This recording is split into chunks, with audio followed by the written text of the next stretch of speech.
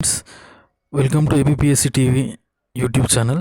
So మన first వీడియోలో ఏం తెలుసుకున్నామంటే కాకతీయుల యుగం పాలనా ప్రగతిలో ఫస్ట్ వాళ్ళకు సంబంధించిన ఆధారాలు అనేవి మనం తెలుసుకున్నాం. సో సో దానిలో భాగంగా పురావస్తు ఆధారాలు, వాంగ్మయ ఆధారాలు మనం తెలుసుకున్నాం. సో సో పురావస్తు వాంగ్మయ ఆధారాలు అంటే రచనలకు సంబంధించి అనుకోవచ్చు. సో పురావస్తు ఆధారాలు అంటే శాసనాలు, నాణాలు, కట్టడాలు. సో ఇలా మనం తెలుసుకున్నాము. సో స్థానిక చరిత్ర అండ్ విదేశీ రచయితలు రాసిన చరిత్ర ఇవన్నీ తెలుసుకున్నాము. కాకతీయుల ఉనికి, తొలి చరిత్ర కూడా తెలుసుకున్నాము. కాకతీయుల మూలపురుషుడు కాకర్తకుండన. సో అట్లానే వీళ్ళు ఆరాధించిన దేవత కాకతి కావడం వల్ల వీరు కాకతీయులు అని పిలిచారు. సో అని కూడా మనం తెలుసుకున్నాం ప్రీవియస్ క్లాసులో. సో ఆ తర్వాత ఈ క్లాసులో మనం కాకతీయుల రాజుల గురించి తెలుసుకుందాం. యాక్చువల్లీ కాకతీయులు ఏంటంటే మొదటగా వీళ్ళు సామంత రాజులు, ఆ తర్వాత సార్వభౌమత్వాన్ని వీళ్ళు ప్రకటించుకున్నారు. సో ఈ సామంత రాజులు ఎవరంటే మొదట కాకర్తకుండన, రాష్ట్రకూట, ఇరయ రాష్ట్రకూట, మొదటి బేతరాజు, మొదటి ప్రోలరాజు, రెండవ బేతరాజు, రెండవ ప్రోలరాజు. సో రుద్రదేవుడు కాలంలో ఏంటంటే ఫస్ట్ ఒక 4 సంవత్సరాలు అతను సామంతుడు చేసిండు. ఆ తర్వాత సార్వభౌమాధికారాన్ని అతను ప్రకటించుకున్నాడు. సో కాకతీయుల ఈ మొత్తం రాజులలో మొదట సామంతునిగా చేసి ఆ తర్వాత సార్వభౌమత్వం ప్రకటించి చిన్న రాజు ఎవరంటే రుద్రదేవుడు అని చెప్పుకోవచ్చు, లేదా మొదటి ప్రతాపరుద్రుడు. రుద్రదేవునికి మొదటి ప్రతాపరుద్రుడు అని పేరు కలదు. సో ఇది చాలా ఇంపార్టెంట్. ఈ క్వశ్చన్ ఇలా అడుగుతాడు. సో మనం ఏంటిదంటే క్వశ్చన్ పేపర్ సెట్ చేసేవాడు వాటి ఎట్లా ఆలోచిస్తాడో మనం కూడా అట్లే ఆలోచించాలి. మనం నార్మల్గా చదువుతూ ఉంటాం. సో కాకతీయులు జైన మతాన్ని, బౌద్ధ మతాన్ని ఇట్లా పోషించారు, వైష్ణవ మతం, శైవ మతంలో శాఖలు ఉన్నాయి. సో ఇట్లాంటి వాటి మీద క్వశ్చన్ అడుగుతారు. సో మొన్న జరిగిన టీఎస్పీఎస్సీ క్వశ్చన్ గ్రూప్ 2లో ఏమడిగారంటే, సో రామప్ప గుడి మీద ఆ చిత్రాలు అవి ఎక్కడి నుంచి తీసుకున్నారని అడిగారు. సో ఇది చాలా డీప్ క్వశ్చన్. ఇది మనం అన్నీ ఏంటిదంటే కాకతీయుల పరిపాలించిన రాజుల ఆర్డర్ చూసుకుంటాం. అన్నీ ఈ పలానా టెంపుల్ ఎవరు కట్టారు, పలానా చెరువు ఎవరు కట్టారు. ఫర్ ఎగ్జాంపుల్ రామప్ప గుడి రేచల రుద్రుడు, రామప్ప రేచల రుద్రుడు. సో 1000 స్తంభాల గుడి రుద్రదేవుడు. సో ఇట్లా మనం చూస్తాము. సో ఇవన్నీ కాకుండా ఇట్లా ఏం అడగట్లేదు. ఈ మధ్య చాలా డీప్గా అడుగుతున్నాయి. ఈ క్వశ్చన్లన్నీ చాలా కామన్ క్వశ్చన్స్ అయిపోయినాయి. సో మొన్న ఏం అడిగారంటే 1000 స్తంభాల రామప్ప గుడి మీద ఆ నృత్య చిత్రాలు దేనిలో చూసి చేశారు అని అడిగారు. సో అది ఏంటంటే నృత్య రత్నావళి జాయపి రాశాడు కాబట్టి, సో జాయపి దాళ్ళ నుంచి గీసారని రాశారు. సో అదన్నమాట. సో అంత డీప్గా అడుగుతున్నారు క్వశ్చన్. అది ఎక్కడో మనకు మూలాగా ఉంటుంది ఆ సెంటెన్స్ అనేది. సో రచనల దగ్గర ఉంటుంది. సో మనం ఏంటిదంటే ఎక్కడ కూడా కేర్లెస్ చేయొద్దు. నేను ఈ స్లైడ్లో ఏంటిదంటే నేను క్లాస్ అనుకోవచ్చు. క్లాస్ అని కాకుండా మనం చదివేటప్పుడు ఎట్లా చదవాలి, ఎక్కడి నుంచి క్వశ్చన్ అడుగుతాడు అనే విషయాన్ని ఖచ్చితంగా ఇస్తాను. ఒక్క బుక్ కూడా మిస్ కాకుండా నేను ఇస్తున్నాను. ప్లీజ్ అందరు జాగ్రత్త చదవండి. ఓకే. సో అలా ఇస్తాడనమాట. చాలా డీప్గా అడుగుతున్నారు. సో ఇంకో విషయం ఏంటంటే, సో ఏంటిదంటే ఇప్పటి రామప్ప టెంపుల్ అనేది ఇప్పటికి కూడా ఉన్నది కాబట్టి, దానిపైన చెక్కిన శిల్పాలు అది ఉన్నాయి కాబట్టి, సో దాని ప్రాముఖ్యత అదన్నమాట. సో ఎప్పుడో జరిగిపోయింది, ఇప్పుడు ఆధారాలు లేనివి అట్లాంటి క్వశ్చన్ వాళ్ళు ఇయ్యరు.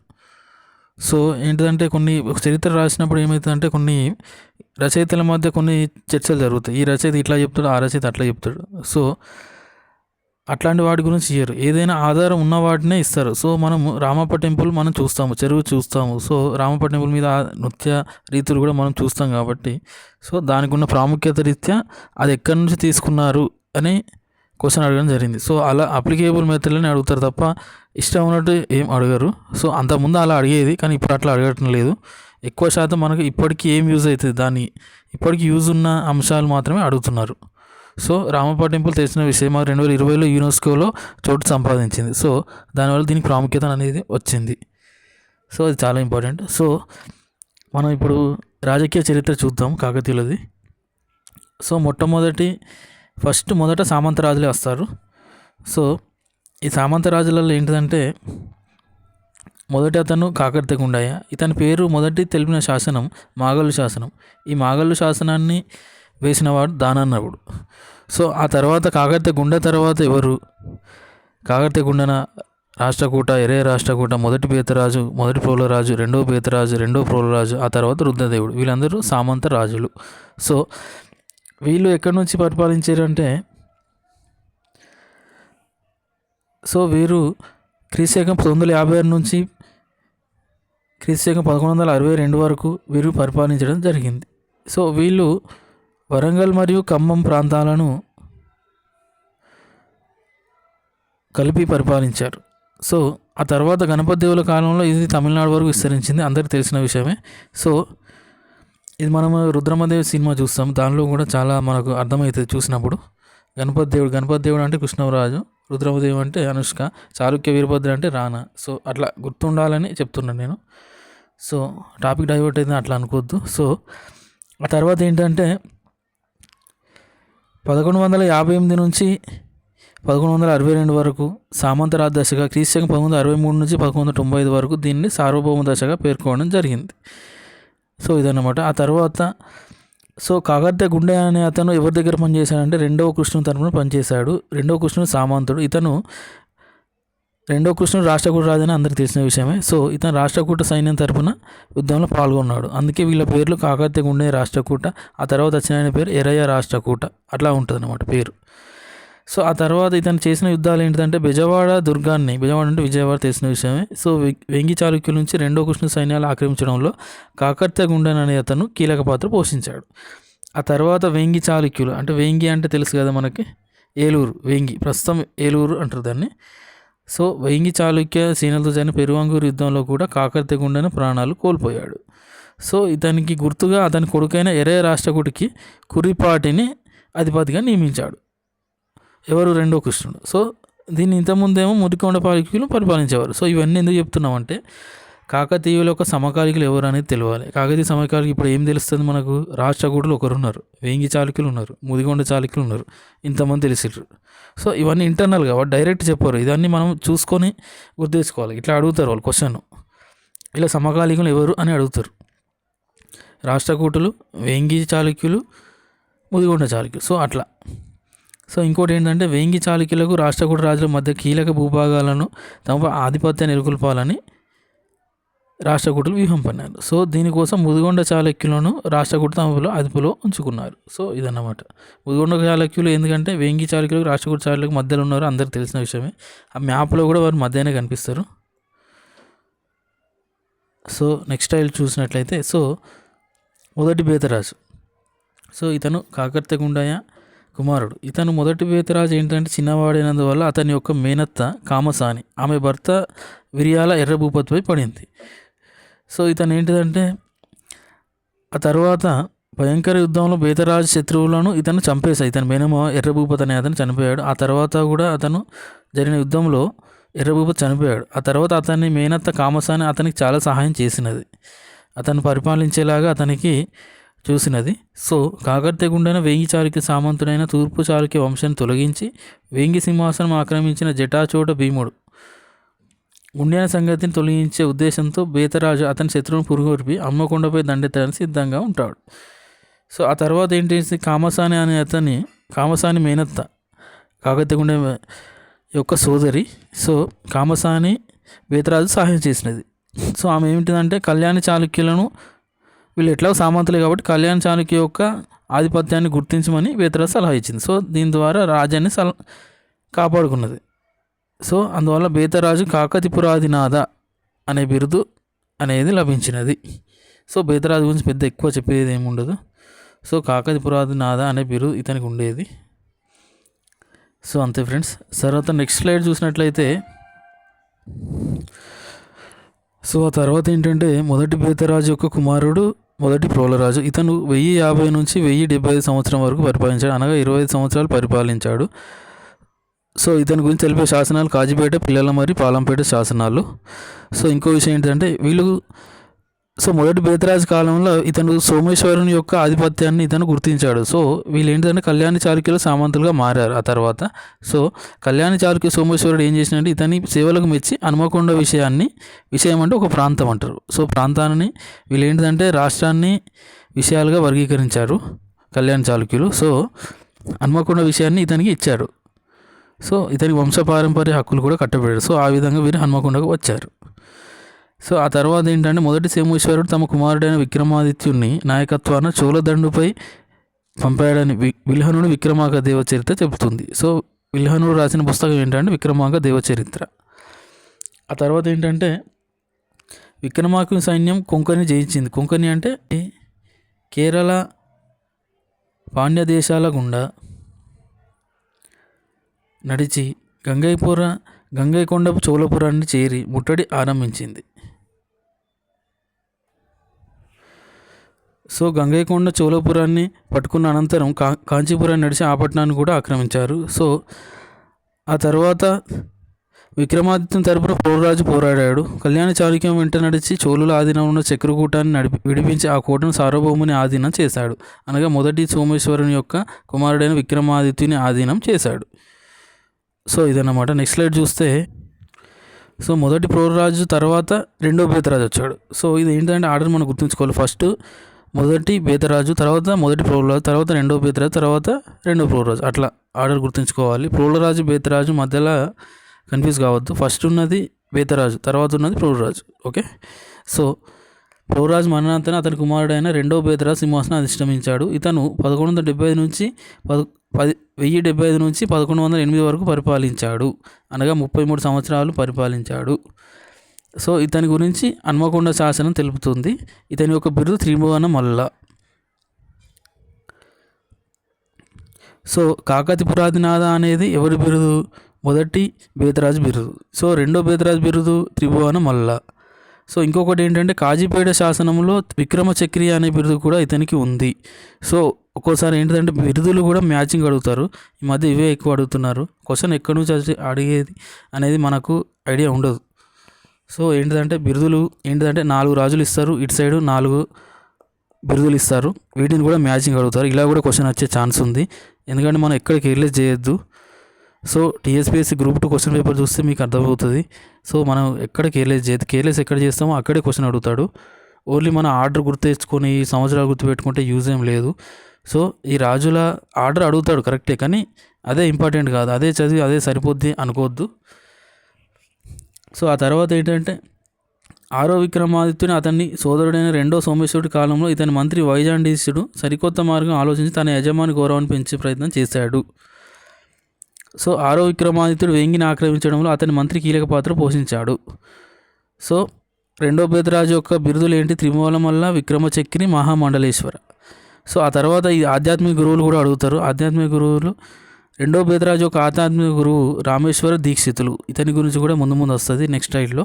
సో ఒక్కొక్కరికి ఒక్కో గురువు ఉన్నాడు. రుద్రమదేవి ఒక గురువు, గణపతిదేవి ఒక గురువు, అలా. సో అది కూడా మ్యాచింగ్ ఇచ్చే ఛాన్స్ ఉన్నది. ఖచ్చితంగా మనం చదువుకోవాలి. ఈ గురువులు ఏంటంటే వీళ్ళు మఠాలు నెలకొల్పారు.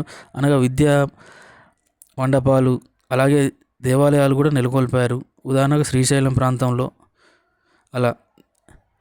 సో శ్రీశైలం మరియు కాళేశ్వరం అట్లాంటి ప్రాంతాలలో వీళ్ళు ఏం చేశారంటే ఆలయాన్ని నెలకొల్పారు, అలాగే మఠాలు నెలకొల్పారు. దీనిలో సో పాఠశాలలు అనేవి విద్యా కేంద్రాలుగా ఇవి వెలిసిల్లాయి. సో ఇది చాలా ఇంపార్టెంట్. ఇది కూడా అడుగుతారు. సో ఆధ్యాత్మిక గురువులను కూడా అడుగుతారు. వాళ్ళు నిర్మించిన మఠాలు కానీ వాళ్ళు నిర్మించిన ఆలయాలు కానీ అది కూడా మ్యాచింగ్ అడుగుతాడు. సో అట్లా అన్నమాట. మనం ఎక్కడికి వెళ్ళే చేయొద్దు. సో 1108లో రెండో బేతరాజు మరణించగా అతని కుమారుడైన దుర్గా నృపతి లేదా దుర్గరాజు అని కూడా అంటారు ఇతనని. దుర్గరాజు అనే అతను సింహాసనం అధిష్ఠించాడు. సో నెక్స్ట్ స్లైడ్ చూద్దాం. సో రెండో పోలరాజు ఇతను క్రీస్తు 1115 నుంచి 1157 వరకు పరిపాలించాడు. అనగా సో దుర్గా నృపతి అనేటాయన 1108 నుంచి 1115 వరకు పరిపాలించాడు. అతని గురించి పెద్ద చెప్పుకోవడానికి ఏం లేదు కాబట్టి ఏం లేదు, ఆధారాలు కూడా అతని గురించి ఎక్కువగా లేదు. సో దుర్గారాజు తర్వాత రెండో పోలరాజు పరిపాలించాడు. ఇతను 1115 నుంచి 1157 వరకు పరిపాలించాడు. అనగా 42 సంవత్సరాలు పరిపాలించాడు. ఇతను కాకతీయ సామంతుల్లో రెండో శక్తివంతమైన రాజు. ఇతడు ఏం చేశాడు? తన రాజ్య భూభాగాల సరిహద్దులో ఉన్న కళ్యాణి చాళుక్యుల సామంతులు యుద్ధం చేసి విజయం సాధించాడు. అనగా ఇప్పటివరకు ఉన్న వాళ్ళు కళ్యాణ చాళుక్యుల సామంతులుగా ఉన్నారు. సో ఇతను రాగానే ఏం చేశాడంటే కళ్యాణ చాళుక్యులను తరిమి కొట్టాడు. సో ఇతని రెండో పోలరాజు కుమారుడు ఎవరు? రుద్రదేవుడు. రుద్రదేవుడు ఏం చేశాడు? హన్మకొండ శాసనం చేశాడు. సో హన్మకొండ శాసనంలో రెండో పోలరాజు గురించి ఇతని గురించి వివరించడం జరిగింది. సో క్వశ్చన్ ఇలా ఇస్తాడు. హన్మకొండ శాసనం ఎవరు వేశారు? ఇది ఎక్కడ ఉంది? 1000 స్తంభాల గుడిలో ఉంది. దీన్ని వేసింది ఎవరు? రుద్రదేవుడు. సో దీనిలో రెండో పోలరాజు యొక్క విజయాల గురించి కలదు. సో ఇంకోటి ఏంటంటే రెండో పోలరాజు చేతిలో కొలనుపాక పాలకుడైన పరమార జగ్గదేవుడు కూడా పరాజయం పొందాడు. ఆ తర్వాత క్రీస్తు 1113లో కళ్యాణి చాళుక్య రాజైన రెండో జగదేక మల్లుడు సో ప్రోలరాజు యొక్క మిత్రుడు. ఇతను ఏం చేశాడు, ఇరు రాజ్యాల సైన్యాలు కుండూరుపై దండెత్తి తైలపుని ఓడించాయి. సో ఇది ఎట్లా అడుగుతారంటే క్వశ్చన్, రెండో ప్రోలరాజు సమకాలికులు ఎవరు అట్లా కూడా అడుగుతాడు.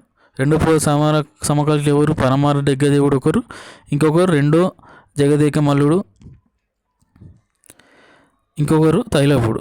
సో ఇంకోటి ఏంటిది, భీమచోడుని. ఇతడు భీమచోడుని కూడా ఓడించి వధించాడు. ఇతని మిత్రులందరూ ప్రోలుని శక్తికి తల వంచారు.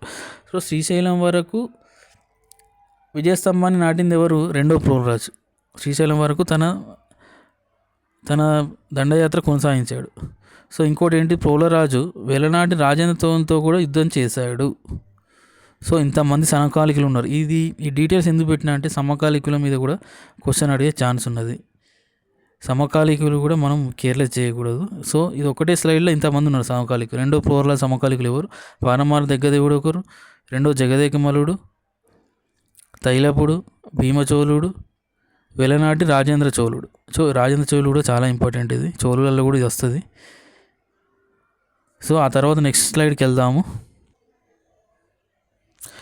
సో నెక్స్ట్ స్లైడ్లో చూసినట్లయితే, సో ఆ తర్వాత రెండో ప్రోలరాజు తర్వాత వచ్చింది రుద్రదేవుడు. ఇతడు ఒక మొదటి 4 సంవత్సరాలు సామంతుడుగా చేశాడు.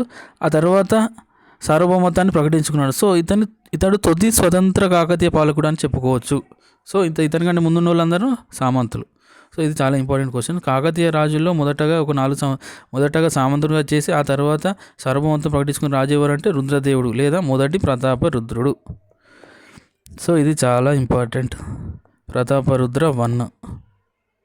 సో ఇతను వేయించిన శాసనం హన్మకొండ శాసనం. ఇది 1000 స్తంభాల గుడిలో కలదు. ఇది కూడా చాలా ఇంపార్టెంట్, హన్మకొండ శాసనం 1000 స్తంభాల గుడిలో కలదు. సో ఇతను ఏం చేశాడు, 1163 నుంచి సార్వభౌమత్వం ప్రకటించుకున్నాడు. దీని గురించి తెలిపేది హన్మకొండ 1000 స్తంభాల గుడి శాసనం. సో ఆ తర్వాత ప్రతాపరుద్ర 1 తర్వాత చేసింది ఎవరు, ప్రతాపరుద్ర 1 తర్వాత చేసింది మహాదేవుడు. ఇతను ఒక 4 సంవత్సరాలు చేశాడు. ఇతను చేతులు హత్యకు గురయ్యాడు. ఆ తర్వాత గణపతి దేవుడు, ఆ తర్వాత రుద్రమదేవి కాయస్తంభదేవుని చేతిలో చనిపోయినది. ఆ తర్వాత రెండో ప్రతాపరుద్రుడు నర్మదా నదిలో ఆత్మహత్య చేసుకున్నాడు. సో చివరిగా పరిపాలించింది రెండో ప్రతాపరుద్రుడే. ఇతనితో కాకతీయ పాలన అనేది క్షీణించినది. సో వీరు మొత్తం స్వతంత్రంగా పరిపాలించింది 160 ఏండ్ల పాటు పరిపాలించారు.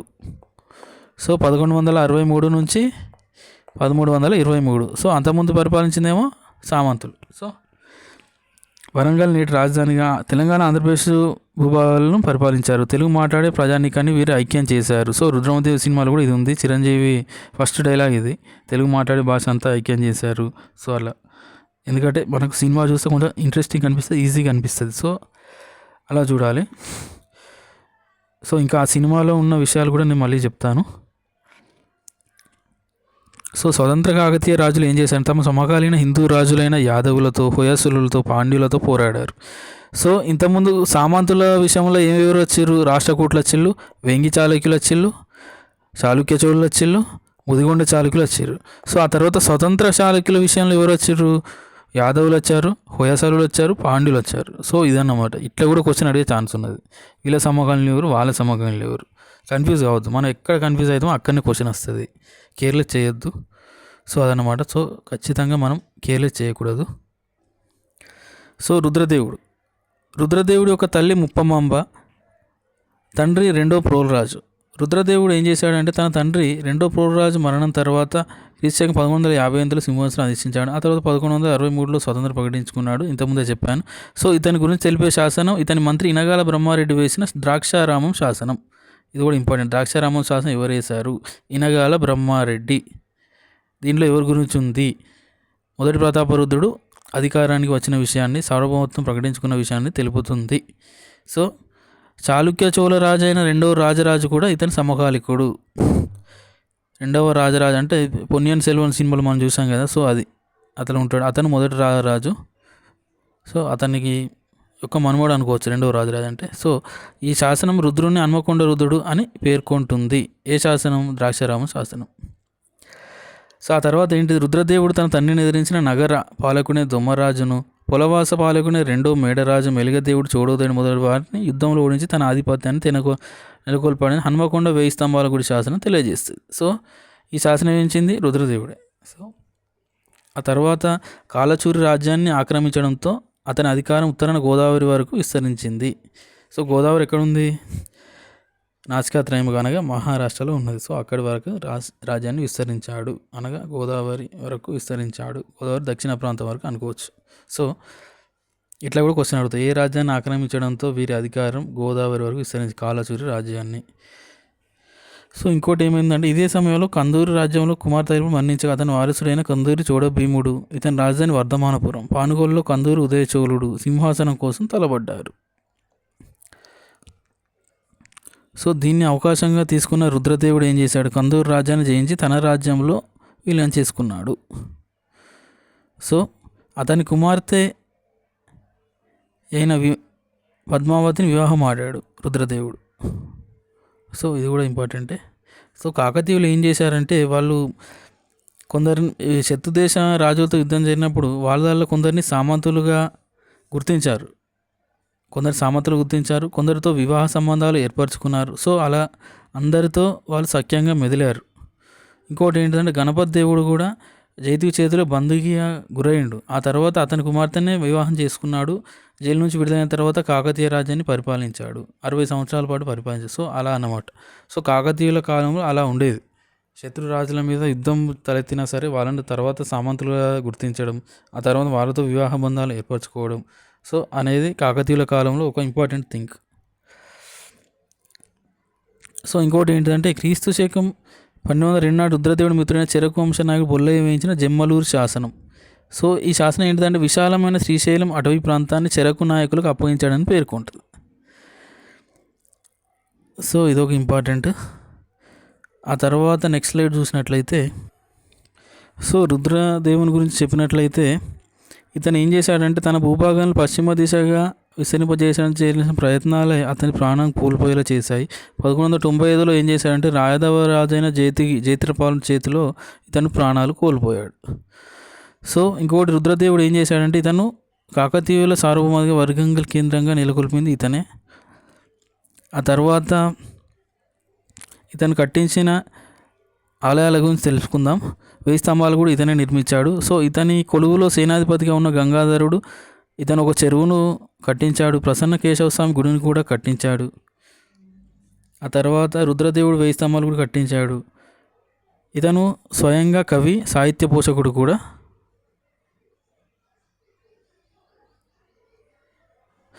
సో ఇతను ప్రతాపరుద్ర యశోభూషణము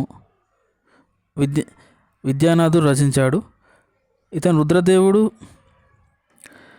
నీతిశాస్త్రాన్ని రచించాడు. సో బద్దెన నీతిశాస్త్ర ముక్తాలు రచించాడు. సో ప్రతాపరుద్ర యశోభూషణంలో కూడా ఇతని గురించి ఉన్నది, దీన్ని విద్యానాథుడు రచించాడు.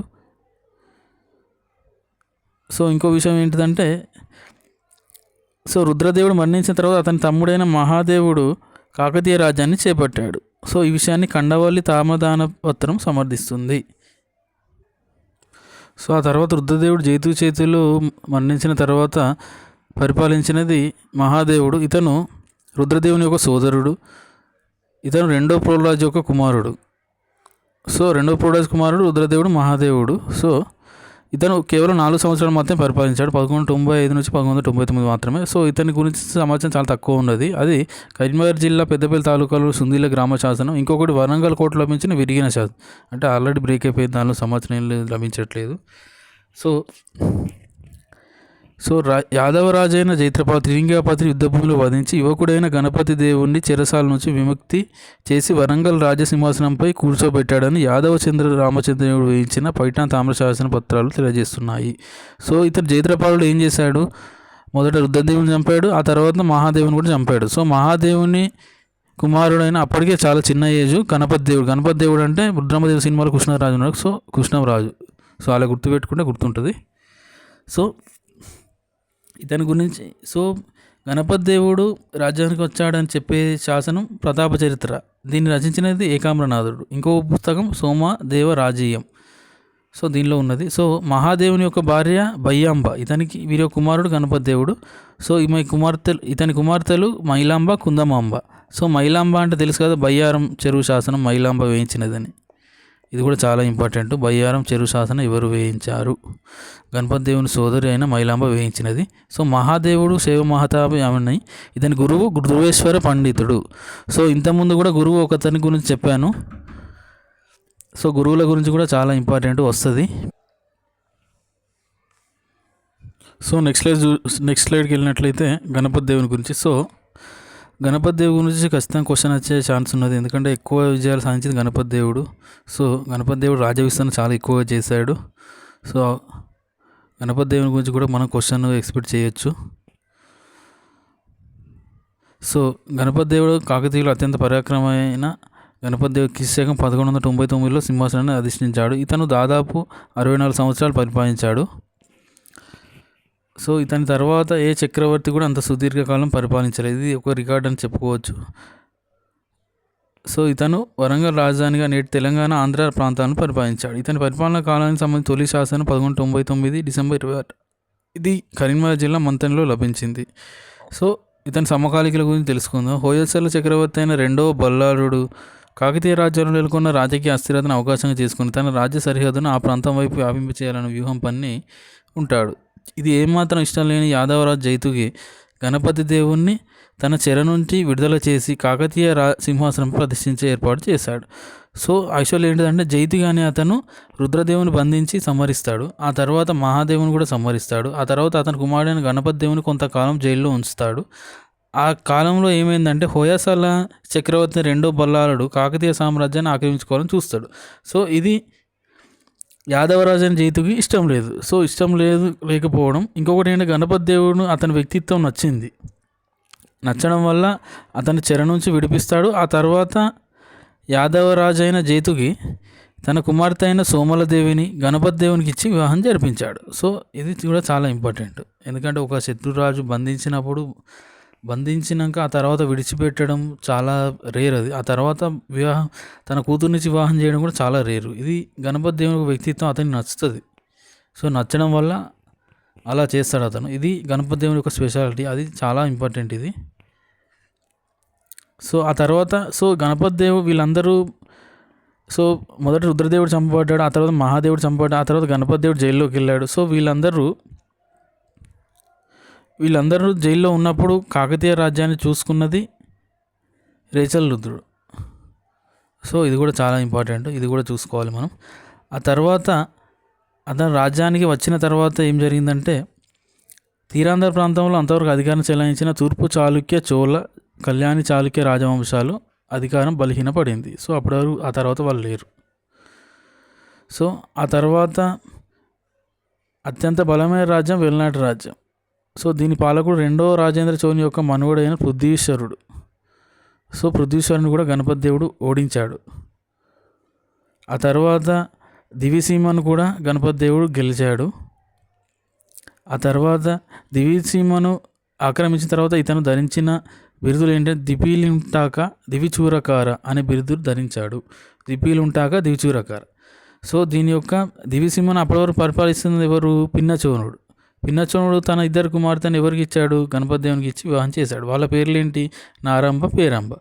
సో గణపతి దేవుడు జయదేవ్ కుమార్తెను చేసుకున్నాడు. ఆ తర్వాత ద్వీపాన్ని పాలకుడిగా ఉన్న పిన్నచోరుడు యొక్క తన ఇద్దరు కుమార్తెలను కూడా చేసుకున్నాడు. సో ఇంతకుముందే చెప్పాను, గణపతి దేవుడు కొందరి సామర్థ్యాలు గుర్తించాడు, కొందరితో వివాహ బంధాలు ఏర్పరచుకున్నాడు. సో అది గణపతి దేవుని యొక్క స్పెషాలిటీ. ఆ విధంగా రాజ్యాన్ని చాలా విస్తరించాడు గణపతి దేవుడు, తమిళనాడు వరకు విస్తరించాడు. సో ఆ తర్వాత పృథ్వీశ్వరుని కూడా ఇతను సంహరించాడు. సో పృథ్వీశ్వరుని సంహరించాడు కాబట్టి అతని గణపతి దేవుని శాసనంలో అతని బిరుదు ఏంటంటే పృథ్వీశ్వర శిరః కందుక క్రీడా వినోద, పృథ్వీశ్వరుని తల అనే బంతితో ఆడుకున్నవాడు అని వర్ణించబడింది. ఇది కూడా చాలా ఇంపార్టెంట్. ఏంటంటే ఏదైనా ఒక సెంటెన్స్ మనకు వెరైటీగా కనిపిస్తే అదే ఇస్తాడు క్వశ్చన్లో. సో ఇది మనం పృథ్వీశ్వర శిర కందుక క్రీడా వినోద అని ఎవరిని అంటారు, ఆ క్వశ్చన్ ఇస్తాడు. లేకపోతే పృథ్వీశ్వరుని తల అనే బంతితో ఆడుకున్నవాడు ఎవరు, అట్లా కూడా క్వశ్చన్ ఇస్తాడు. ఎందుకంటే ఇది వెరైటీగా మనకు కనిపిస్తుంది కాబట్టి క్వశ్చన్ పేపర్ తయారు చేసేటోనికి కూడా ఇది వెరైటీ కనిపిస్తుంది. ఈ బిట్టు ఇది కూడా వచ్చే ఛాన్స్ ఉన్నది. ఖచ్చితంగా మనం ఇట్లాంటి బిట్లు మనం ఖచ్చితంగా చదువుకోవాలి. సో పృథ్వీశ్వరుని తల అనే బంతిపైన ఆడుకున్నవారు ఎవరు? గణపతి దేవుడు అని చెప్పుకోవచ్చు. ఇది చాలా ఇంపార్టెంట్, ఇది కూడా చూసుకోండి. సో ఇంకోటి ఏంటంటే జాయపసేనాని నృత్య రత్నావళి, నాట్య రత్నావళి, వాయిద్య రత్నావళి మొదలైన గ్రంథాన్ని రాశాడని తెలిసిన విషయమే. సో జాయపసేనాని వెలనాడు ప్రాంతానికి వైస్రాయిగా నియమించాడు. ఇది కూడా ఇంపార్టెంటే. సో నెక్స్ట్ స్లైడ్కి వెళ్దాం. సో ఇతని కాలంలో జరిగిన సంఘటనలు చూద్దాం ఈ స్లైడ్లో. సో గణపతి దేవుడు దక్షిణ దేశంపై 2 సార్లు దండయాత్ర చేశాడు. సో ఆ కాలంలో నెల్లూరుని పరిపాలించేవారు ఎవరు? చోళరాజైన నల్లసిద్ధి నెల్లూరును పరిపాలించారు. సో నెల్లూరు పేరేంటి? విక్రమసింహపురి. నెల్లూరును విక్రమసింహపురి అంటారు. ఇది కూడా క్వశ్చన్ అడిగే ఛాన్స్ ఉన్నది. సో ఆ తర్వాత ఏంటిదంటే చోళరాజైన 2వ రాజరాజు బలహీనతను ఆధారంగా చేసుకొని ఇతను స్వాతంత్రం ప్రకటించుకున్నాడు. సో ఇదే కాలంలో చోళ చక్రవర్తి ఏం చేశాడు? 3వ కులోత్తుంగ చోళుడు నెల్లూరు యొక్క చోళల వ్యవహారాల్లో జోక్యం చేసుకున్నాడు. సో మొదటి మన్మసిద్ధి ఏం చేశాడు? నెల్లూరు తెలుగు చోళ సింహాసనం అధిష్ఠించగానే 3వ కులోత్తుంగ చోళుడు తన సేనలతో నెల్లూరుపై దండెత్తాడు. సో మొదట ఉన్నది ఎవరు? 2వ రాజరాజు, ఇతను చోళరాజు. 2వ రాజరాజును ఇతన్ని ధిక్కరించి నల్లసిద్ధి అనే అతను స్వతంత్రం ప్రకటించుకున్నాడు. సో నల్లసిద్ధి స్వతంత్రం ప్రకటించుకున్న తర్వాత 2వ చోళరాజు కుమారుడు ఎవరు? 3వ కులోత్తుంగ చోళుడు. సో 3వ కులోత్తుంగ చోళుడు ఏం చేశాడు? ఇతని మీద దండయాత్ర వచ్చాడు. సో 3వ కులోత్తుంగ చోళుడు నల్లసిద్ధి కుమారుడు ఎవడు? మొదటి మన్మసిద్ధి. సో మొదటి మన్మసిద్ధి కాలంలో 3వ కులోత్తుంగ చోళుడు వస్తాడు. సో మనం ఇట్లా చదువుకోవాలి, ఇట్లా ఎవరికి సంబంధం ఏంటి అనేది మనకు అర్థమవుతుంది. సో రాసుకుంటూ చదివితేనే అర్థమవుతుంది. సో కులోత్తుంగ చోళుడు తన సార్వభౌమత్వాన్ని అంగీకరించిన నల్లసిద్ధికి నెల్లూరు తెలుగు చోళ రాజ్యం అనువదించాడు. సో ఆ తర్వాత మొదటి మన్మసిద్ధి కుమారుడైన తిక్క భూపాలుడు నెల్లూరు తెలుగు చోళ రాజ్యం ఆశించి గణపతి దేవుని సహాయాన్ని పొందాడు. సో ఏమైందంటే మన్మసిద్ధి కుమారుడు నెల్లూరు చోళరాజ్యం ఆశించి గణపతి దేవుని సహాయాన్ని పొందాడు. దీనికి కారణం వల్లనే కాకతీయ చక్రవర్తి తన సైన్యంతో నెల్లూరు తెలుగు చోళ రాజ్యంపై దండెత్తాడు. తమ్మసిద్ధిని ఓడించి ఆ తర్వాత నెల్లూరు రాజ్యాధిపతి చోడతిక్క భూపాలను నిలిపాడు. ఆ తర్వాత ఏమైంది? చోళ రాజధాని కంచిపై కూడా వీరు దాడి చేశారు. గణపతి దేవుడు దాడి చేశాడు. సో ఇతని దక్షిణ దేశ విజయాల గురించి తెలిపే శాసనం చేబ్రోలు శాసనం. ఇది జాయపసేనాని వేయించాడు. గణపేశ్వరం శాసనం కూడా దీన్ని సమర్థిస్తుంది. ఆ తర్వాత ఇతను వెలనాడు, నెల్లూరు, తెలుగు చోళ రాజ్యాలపై సాధించిన గణపతి దేవుడు బుద్ధీశ్వరుని ఆధీనంలో ఉన్న కళింగ భూపాన్ని కూడా ఆక్రమించడానికి తన సైన్యాన్ని నడిపాడు.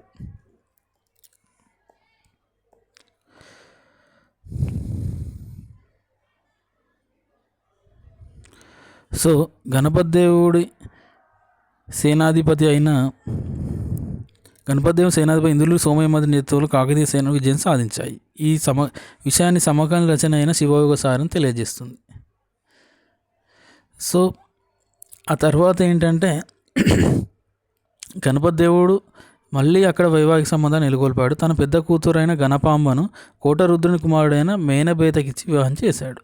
సో 2వ కుమార్తె రుద్రమదేవుని కూడా నిడదవోలు చాళుక్యరాజని వీరభద్రునికి వివాహం చేశాడు. సో చాళుక్య వీరభద్ర అంటే రుద్రమదేవి సినిమా రానా ఉన్నాడు, రానా. సో అట్లా అన్నమాట. సో అట్లా గుర్తుపెట్టుకోవాలి. సో వేంగి ప్రాంతాన్ని ఇందులూరి సోమన జయించాడు. చివరికి అనియంక భీముని అనంతరం అతని కొడుకైన మొదటి నరసింహదేవుని కాలంలో కాకతీయ సైన్యాలు కళింగ, వేంగి రాజ్యాలపై దండెత్తి పూర్తి విజయం సాధించాయి. ఆ తర్వాత ఏమైందంటే నెల్లూరు పాలకుడు ఉన్న చోళ తిక్కరాజు, ఇతను గణపతి దేవుని మిత్రుడు, అతను మరణించాడు. అతను మరణించిన తర్వాత 2వ మన్మసిద్ధి దాయాదులకు రాజ్యం పోగొట్టుకున్నాడు. అతను ఏం చేశాడు? గణపతి తన ఆస్థాన కవి అయిన తిక్కన సహాయంతో వస్తాడు. సో తిక్కన అనే అతను ఓరుగల్కు చేరుకుంటాడు. 2వ మన్మసిద్ధి అండ్ తిక్కన ఇద్దరు వస్తారు. సో తిక్కన అనే అతను మహాభారతం రాసింది ఓరుగల్నే రాశాడు. ఇతను మొత్తం 18 పర్వాలల్లో 2.5 పర్వాలు నన్నయ్య రాశాడు, సగం పర్వం ఎర్రన రాశాడు. సో 2.5 మిగతా 15.5 పర్వాలు తిక్కన రాశాడు. తిక్కన ఎక్కడ రాశాడు? ఓరుగల్నే రాశాడు. అతను ఏంటిదంటే గణపతి దేవుని సహాయార్థం వచ్చి అక్కడ కొన్ని నెలలు ఉంటాడు. 2వ మన్మసిద్ధి మరియు తిక్కన. సో అదన్నమాట. సో ఓరుగల్ స్పెషాలిటీ అది. తిక్కన వస్తాడు ఓరుగల్కు. సో గణపతి దేవుడు ఏం చేశాడు? సామంత దేవుని నేతృత్వంలో సైన్యాన్ని పంపుతాడు మన్మసిద్ధికి అండగా. సో మన్మసిద్ధి శత్రువులైన బయ్యన అక్కనలు చనిపోతారు. సో మన్మసిద్ధి రాజ్యానికి వస్తాడు. ఆ తర్వాత వీరు ఏం చేశారు, తమిళనాడులో ప్రవేశించి కులోత్తుంగ చోళుని 3వ రాజేంద్రుడు ఇతని రాజు అయిన కంచిని కూడా వీరు ఆక్రమించారు. సో ఈ చోళులు ఎవరంటే మన పొన్నియిన్ సెల్వన్ సినిమాలు చూసాం కదా, వాళ్ళు చోళులు. సో అతను పొన్నియిన్ సెల్వన్ ఏమో మొదటి రాజరాజు అనుకోవచ్చు. సో అలా అనమాట. ఆ తర్వాత తంజావూరు జిల్లాలోని పల్లెయారులో సామంత భోజన సైన్యాలు ద్రవిడ కర్ణాటక సంయుక్త సేనలు కూడా ఓడించాయి. సో 1250 నాటి విజయగొండ గోపాలుని కూడా ఓడించారు. సో ఆ విధంగా కాకతీయ సేనలు వైదుంబ నాయకుడైన రక్కసి గంగడి యుద్ధంలో ఓడించాయి. సో ఈ యుద్ధంలో మన్మసిద్ధి సేనాధిపతి అయిన కాయస్థ గంగయ్య సాహిని పాల్గొన్నాడు. సో గాయస్థ గంగయ్య సాహిని ఆ తర్వాత కాలంలో గణపతి దేవుడు గజసాహినిగా అతనికి పదవిని ఇచ్చాడు. అది నెక్స్ట్ స్లైడ్లో వస్తుంది. సో ఇప్పటివరకు ఈ స్లైడ్ చూద్దాం, మిగతా టాపిక్ నెక్స్ట్ వీడియోలో చూద్దాము, ఎందుకంటే ఎక్కువసేపు వీడియో ఉన్న ఇంట్రెస్ట్ పోతుంది. So please subscribe friends. Only important points మాత్రం డిస్కస్ చేస్తున్నాను. మీరు ఇదే విషయం మీరు పుస్తకంలో చదివినట్లయితే మీకు 2 days పడుతుంది ఈజీగా, కానీ నేను ఒక 1 or 2 hours పూర్తయ్యేటట్టు నేను చేస్తున్నాను. అది కూడా ఓన్లీ ఇంపార్టెంట్ పాయింట్స్ టచ్ చేస్తున్నాను. సో ప్లీజ్ ఫ్రెండ్స్ సబ్స్క్రైబ్ చేయండి. Okay friends, thank you.